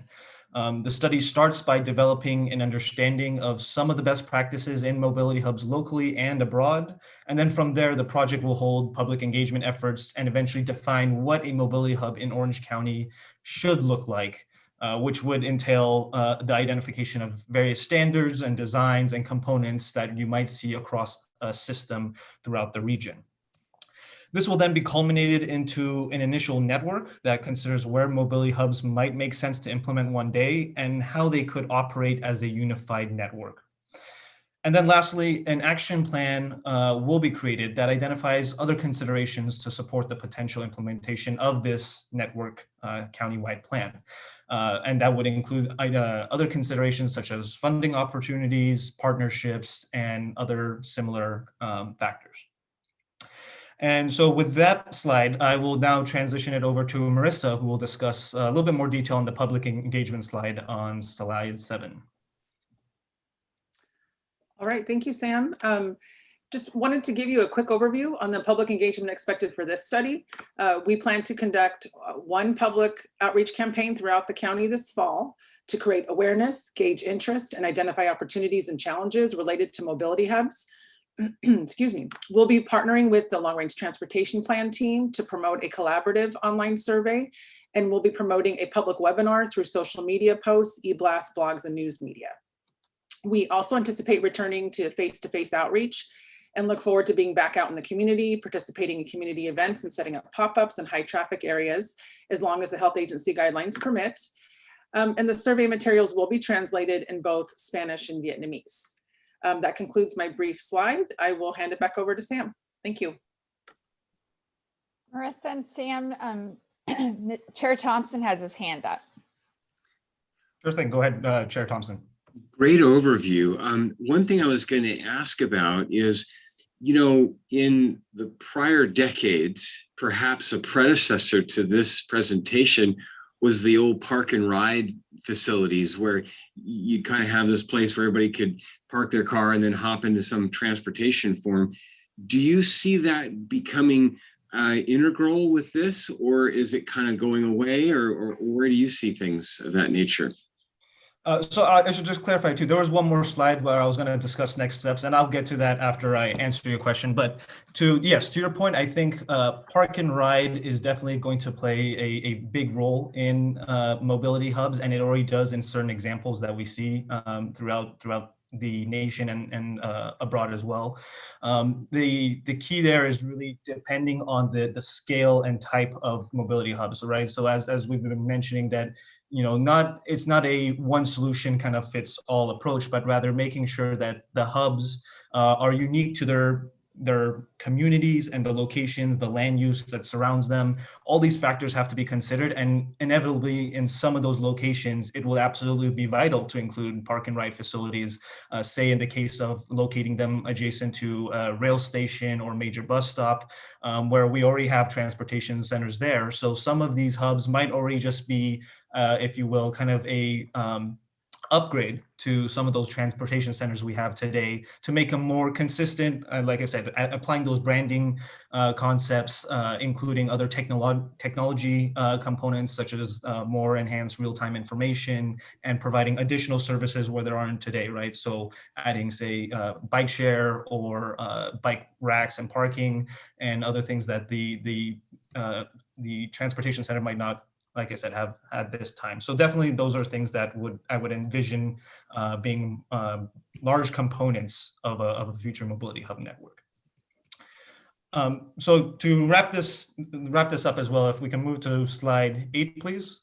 Yeah, and just one little point from the chat. We had one comment from Meredith Chalemi. Another issue is safe and secure parking of e-bikes. Yeah, that's a good point as well. And I should note too that there are a lot of existing mobility hubs today as well that have storage facilities, locking systems. Separate from biking, there's even delivery storage and lockers at some of these mobility hubs. So that is, again, another similar approach in which obviously security is going to be key, whether that be with the use of on-site presence of security or technology like cameras and so forth, or other strategies we can use to make sure that personal belongings and the infrastructure, right, the devices that are there, the technologies that are there are not being vandalized and destroyed, right? So all of these things have to be considered in some form or another, and those would all play a role in the way we actually design the mobility hub and how it fits in with the greater system. So yeah, excellent points, and these are all being considered as part of this study. So I just wanted to conclude with the schedule and next steps here. As mentioned, we started this study recently, and it's a one-year study that we're anticipating concluding around spring of 2022. And as Marissa and I both noted, that we're going to have a little bit of public engagement on it, which will be taking place this coming fall in the next few months. As far as next steps, as I mentioned, this study is really kind of that first step of understanding what mobility hubs in Orange County could look like, and how we might go about actually bringing that to life. But that does not result in the ultimate product that we're looking for, right? That this is going to require additional studies or pilot projects in the future that would need to be analyzed and developed to see how we can ultimately bring this to life. And so those projects would result from the recommendations and conclusions we have from this project come next spring. So with that completes the schedule next steps as well. And if there were any other questions, I'd be happy to answer those as well. All right. Seeing that we have no further questions, I'm going to move us into our next item, which is item number 8, an update on the bus system restructuring study by Kim Tucker with OCTA Planning.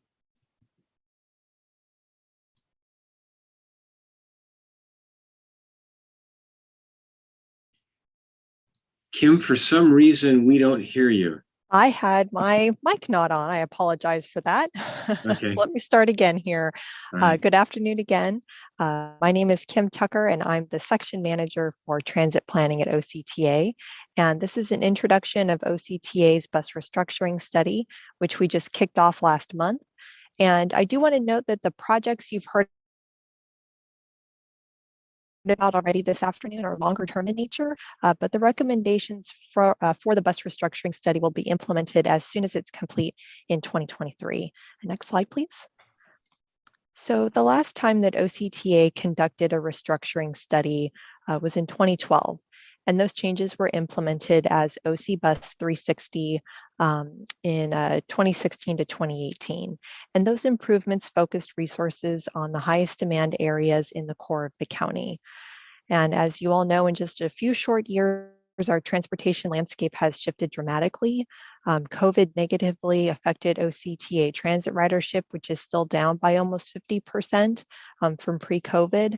And this is consistent with the impact that COVID has had on transit agencies throughout the United States and the world.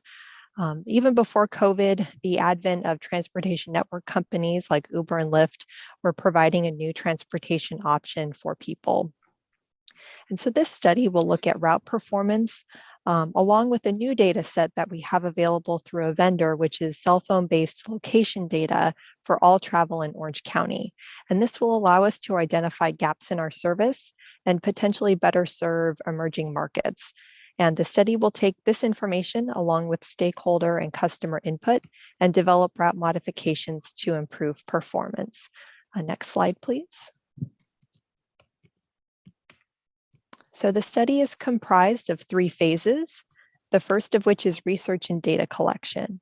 And the consultant will evaluate the items that you see here and will develop a draft service plan taking into consideration public and stakeholder input. And the draft service plan will be shared with the board of directors and public, and additional modifications will be made to develop the final service plan. Alternative service recommendations will also be developed as a part of the plan, which will include recommendations for service delivery for OC Access and OC Flex. And the final phase of the project is implementation assistance, which should OCTA choose to exercise, will include scheduling and operational assistance. Next slide, please. So here is the schedule for each of the phases. We are in phase 1 right now, and we will be using performance data and travel data from September 2021 to inform the plan. Phase 2 will occur during the majority of 2022 and will culminate with an anticipated board of directors approval of the final plan in August of 2022. And then these changes will be implemented starting with the February 2023 service change. Next slide. And a substantial part of this effort will be the public involvement from our stakeholders, the public, customers, and the board of directors. And of course, we will keep this group apprised of project milestones along the way.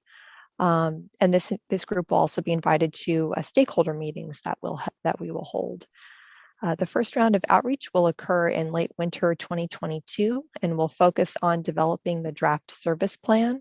And the second round will occur in late spring, early summer of next year, and will focus on the final plan recommendations. And next slide. Next slide, please. Okay, And that concludes my presentation, and I'm happy to answer any questions you may have. One question I would put out, and that is, I mean, it's still dramatic how the ridership is so much off from what it was prior to COVID. But when I was reflecting on when you shared that information with us, I started realizing, well, gosh, Disneyland didn't open until last month. And a lot of the public schools, universities, they've been doing everything online. So at least through the end of the spring semester, so these critical components of ridership still aren't online yet, and maybe they're still questionable what might happen in the fall. But I certainly understand that you need to do some adjusting to the plan, but how does that factor into all the work that you're doing? Yes, that's a great point. And we did have to have that discussion because our riders really aren't back yet, as you just mentioned. And so because we didn't want to push this plan off too far, we decided to capture that September 2021 data set as kind of what we're calling our COVID affected, because it's probably not post-COVID, but it's, COVID affected, but, people are still going to be returning to school. Some will be returning to work. And we're really going to look at those travel patterns to see how do we need to adjust our bus service going forward to reflect what the new normal is. Yeah. Okay. Well, thank you. Any other questions from the committee? This is Lissandro. I have a question. Kimberly, how broad are the changes? I mean, obviously you have to go through the process and get the data and then make some recommendations. But in terms of what you guys are looking for and for changes, possible changes, is this kind of a look at everything and could possibly include some big changes, or are we just focused on a few things like minor tweaks? That's a great question. Thank you. And we are looking broad, and we do want to see, are there any gaps in our service? Are there areas that we are not serving? Are there emerging markets that have come about since the last study was done 10 years ago that we could do a better job of serving? As you're aware, I think in North County in the core network, we're already providing really substantial service to the core of our network. And I don't see there being any significant changes to that other than maybe frequency of service or changes to span of service, so early in the morning, later at night. The routing itself, there's not a lot of changes we can do. So I would sort of say almost both. We know that there are areas that we may be able to make some changes, but there's other areas where we know, we've got our service network and we know we have a good ridership base there. And so we're not going to make, we're not going to blow everything out of the water and create a whole new 60 bus routes. Okay, I guess the way I was looking at it was the possibility for improvements and enhancements to, like you mentioned, the services that are provided in the core. And I was happy to hear that you guys are looking at earlier times, later times, and improvement of frequency, because that's what will increase ridership, is increasing frequency and service times. And Kimberly, I wanted to let you know you had a comment in the chat, and it is for those who are going to work in person. Routes are still limited on Saturday mornings in South OC, and rideshare options are also bleak with fewer Uber and Lyft drivers. Thank you. And I'll just provide a comment on that. At this point, so before COVID, OCTA was operating about 1.6 million annual revenue vehicle mile or hours, I should say. And at this point, we're down to 1.35 million. So we've gone from 1.6 to 1.35. And so we're still operating a Saturday level of service on a lot of our routes. We're incrementally bringing that service back. We're actually implementing a service change in August, which we've never done before. We typically just have 3 service changes a year, but we're implementing a 4th one because we want to be ready for when schools reopen, which happens in August. And so we will be restoring some more service in August. But at that point, we still have a ways to go to get back to the 1.6. So thank you for that comment. We have been hearing from customers that they are requesting pre-COVID levels of service.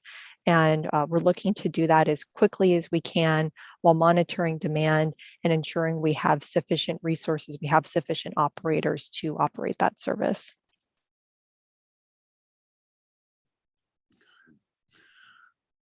Well, thank you very much, Kimberly. We're going to move on to our next item then. And finally, for item number 9 is an update on the 2021-22 budget from Anthony Baruch and OCTA Financial Planning and Analysis. I'm sure it's got to be significant savings to the budget because we know we've not had any cookies or sandwiches at these Zoom meetings for a year and a half, and I just can't imagine what that's done to the budget. But all joking aside, Anthony, take us away. Okay, so hello, Chair Thompson, and members of the committee. My name is Anthony Baruch. I'm the budget manager here at OCTA. Today, I will provide you with an overview of the fiscal year 22 approved budget.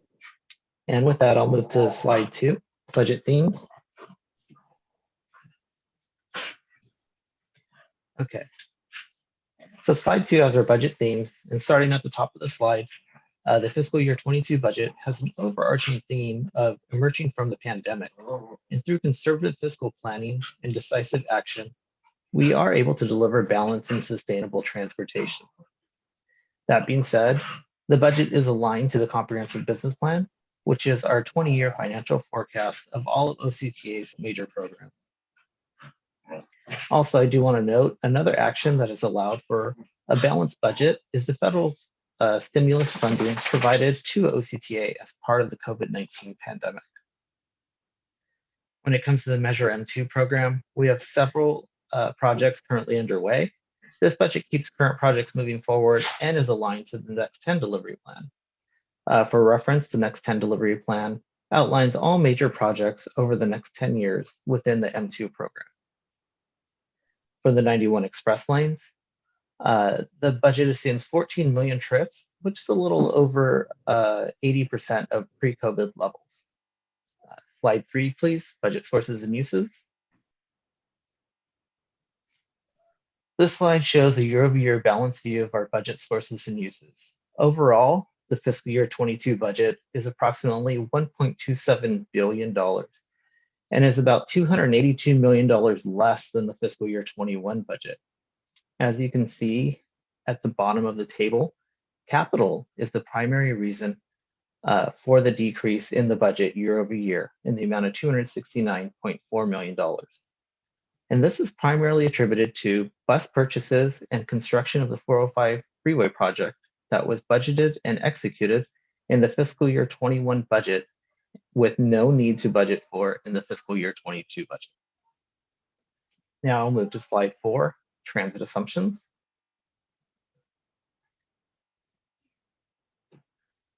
This slide speaks to our transit assumptions for both bus and rail. For the bus program, it is assumed that our LTF sales tax will increase by 3.2% to $163 million. And as we emerge from the pandemic, we do anticipate ridership will increase for both fixed route service and paratransit service. Fixed route service can support up to 1.45 million service hours in the upcoming budget, which is about 90% of pre-pandemic levels. Paratransit trips are comprised of access primary and supplemental service, as well as same-day taxi service and special agency service. Paratransit trips are anticipated to grow to 980,000 trips in the upcoming, or in the current fiscal year, I should say. OC Flex will continue at 58,000 service hours. For the rail program, service will remain at 57 weekly trips, which consist of 41 weekday trips and 16 weekend trips, and it will be supported by CARES Act funding. OC streetcar construction, vehicle delivery, and operation maintenance expenses will continue through fiscal year 22. Please flip to slide 5, M2 assumptions. Speaking to the M2 program assumptions, LTA sales tax is anticipated to increase by 3.6% to $313 million.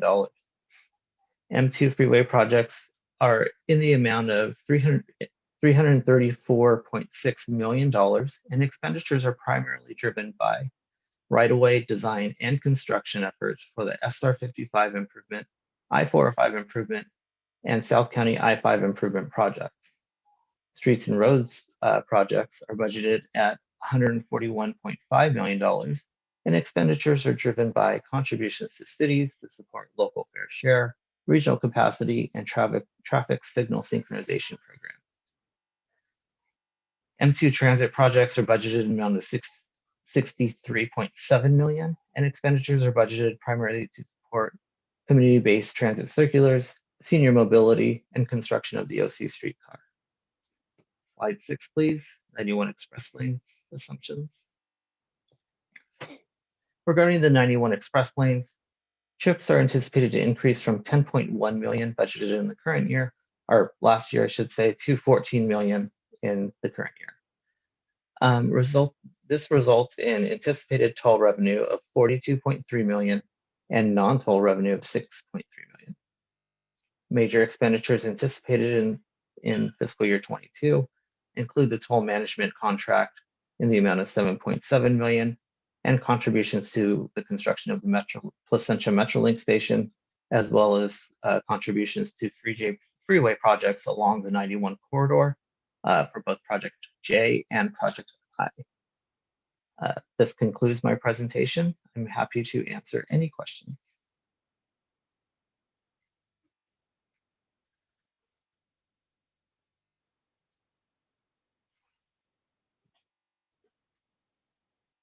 Thank you for the overview. Seeing that we don't have any questions at this time, we're going to move on to the next item of our agenda. This is our updated reports, and just due to the time of where we're at in the agenda, I'm going to ask that each person providing an update will just kind of take a minute or so to provide us with the update, and we'll go as it shows in the agenda. Of course, we've already covered the bicycle and pedestrian subcommittee, but if we could start off with the government affairs update from Alexis Leicht with OCTA government relations.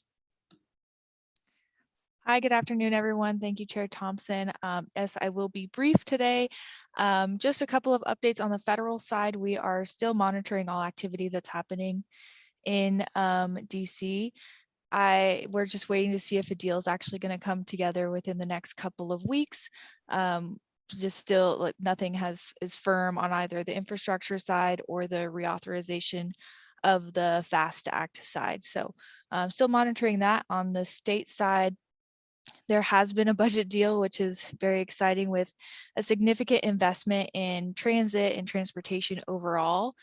And we are still waiting on some further details to figure out how exactly those funds are going to be dispersed, especially regarding rail and active transportation are some of the main things that are still waiting on further legislation to detail what that funding is going to end up looking like. But there is significant investment, which we are excited about.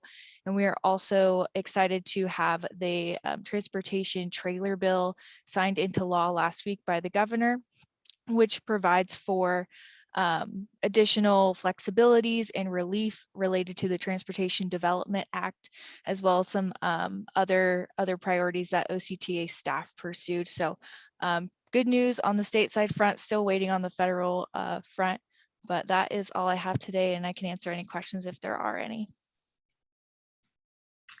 Okay. Thank you very much, Alexis. We're going to move on to the next update, which is a quick question for Alexis. I'm sorry. Please go ahead, Lissandra. Alexis, I'm not too familiar with how the federal infrastructure bill works, but is there anything in particular that's been called out for like a specific project in Orange County at this point, or are they still talking about numbers? I think they're still defining what's going to be in, like, what qualifies as infrastructure at this point in time. So I have not heard that any specific projects in that. But we did submit some projects that we're waiting to hear back from, but nothing's concrete yet. Okay, thanks. Okay, thank you. Next is the staff update on marketing from Stella Lynn, Department Manager of Marketing and Customer Relations. Stella, do you have a quick update for us? Yes, I do. Good afternoon, Chair and members. As you have heard, the OCTA been preparing to welcome our customers back riding bus and other mode of transportation. By marketing, we developed a program, next slide please, called Comeback Campaign, including several components. And the first thing I'd like to talk about is the August service improvements. And as you heard from Kim, OCTA has increased a lot of service hours, and some highlights are here. We added 289 trips, expanding the frequency and adding more span, and we stayed 2 routes. And so we're doing a lot of communications to the customers and public to let them know about those great improvements. And next slide, please. On top of those service improvements, we previous slide, we also instituted and the next one, a promotional fair. Okay, this is fine, great. Promotional fair, we call Welcome Pass. And basically, we are using the OCTA funding to discount our 30-day and the 1-day pass. So people can save 40%. For $40, they can get a 30-day pass, and for $15, they can get 5 1-day pass. I think this is going to be really great to helping our customers and community coming back and reopening of the economy. The pass is going to go live or become effective August 15, and then people can purchase from the stores or on app around August 4th. Next slide, please. Okay, so this is just a lot of tactics that we're going to be deploying to get the words out. Next slide, please. And more tactics. And next slide, please. In addition to the Welcome Pass, we also have a very unique group. There's a youth age 18 and under.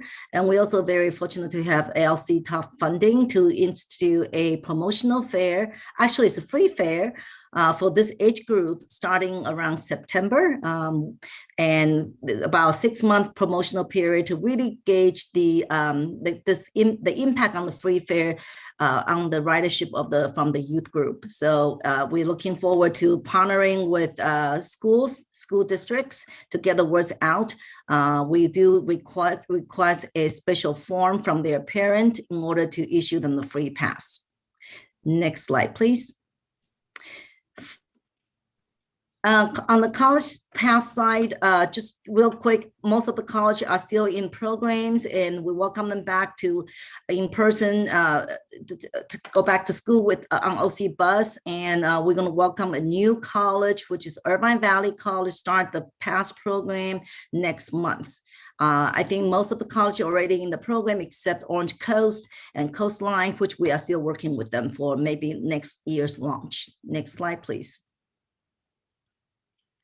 We have a very robust transit training program, especially targeting the diverse senior disadvantaged community. This is an in-person or virtual training. It's very user-friendly and in different languages to overcome the language barriers. So it's a kind of group training. We're hoping, anyone need this, let us know, and we'll conduct this and to make sure they know how to ride OC Bus safely. Next one, please. So just moving real quick, this is not the correct, next one, please, to Jared. Just real quick, we have, this must be, this is not the correct version, but anyway, just to give you a heads up, OCTA is developing a new bus mobile app, and this will be going live probably in the next several months. And we are in a process to enhance our current app, going with this new app. And back to the Metrolink marketing, we are launching our vacation campaign. It's like past couple of weeks, the ridership on the weekend on OC Orange County line increased 300%. So it seems like people are really looking forward to come out, and then we just let them know how to ride Metrolink safely. And that concludes my presentation. Thank you. All right, thank you, Stella. I'm going to move in the essence of time right into Alice Rogan providing an update on OCTA's 30th anniversary. Alice, can you give us a 1-minute update? I sure can, but I can't get my video to turn on. Okay. So OCTA recently celebrated its 30th anniversary in June. Remember, I was there when we celebrated the consolidation on June 20th, 1991 of 7 separate transportation agencies. This consolidation, can you guys hear me? Yes. I've got a spinning circle right now. This consolidation has saved Orange County taxpayers millions of dollars throughout the years. And then it increased efficiencies and got rid of some duplications of effort. Then we have a special webpage at octa.net/30 years. It does a great job of highlighting our accomplishments.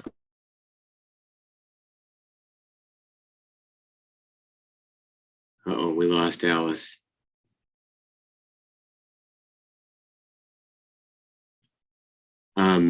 Chairman Thompson, there all of the information that Alice is referencing can be found in the chat at the link there, and there's a video I invite members to check out as well. Great. Okay. Thank you very much, Jared. Okay. Finally, Christina Byrne, would you like to provide your staff liaison report? Yes, absolutely, Chair Thompson. Thank you so much. OCTA staff is processing resolutions of appreciation for all of the members whose terms ended. And we're thrilled to welcome the 8 new members that we had our orientation with today. If there are any items for the new members or any of the existing members they want us to add to future agendas for us to discuss, please let us know. Jared and I would be happy to explore that further with staff. And I also wanted to take a minute to see if anyone wanted to be a part of the bike and pedestrian subcommittee. And if so, please let Jared and I know. We'd be happy to make sure you get the information for our next quarterly meeting, the 3rd Tuesday of the month coming up in September at noon. And also, Chair Thompson wanted me to provide an update on our COVID efforts at OCTA. We thought you might be interested in a brief update. We will be sending you a memo via email that you can read at further detail. But OCTA continues to take proactive measures in response to the impacts of the coronavirus pandemic in relation to transportation. The response efforts are centered around agency core values and helping ensure the health and safety of our constituents, as well as our employees. And we're trying to do so while also delivering critical infrastructure improvements. And an overview of these efforts are included in that email that we'll be sending to you shortly. That concludes my report. Thank you, Christina.